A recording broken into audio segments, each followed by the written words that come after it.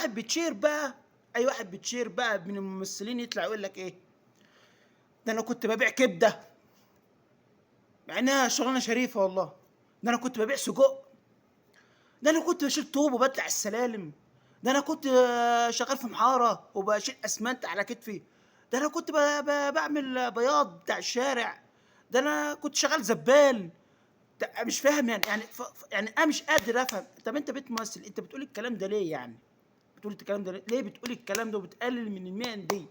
اصل انا كنت شغال، كنت راكب على حماره، واصل انا كنت شغال في محل كنت بذبح حمير، وبقيت ممثل مشهور. طب انا مش برضه ليه بتقللوا من الحاجات دي؟ انا مش قادر. انا بتحسوا ان التمثيل ده ان هو يعني كوكب من الكواكب، او هو مثلا يعني من الحاجات اللي هي يعني اقول ايه، بس الحاجات اللي هي اللي مش قادر افهم يعني الوصف اقوله ايه بصراحه.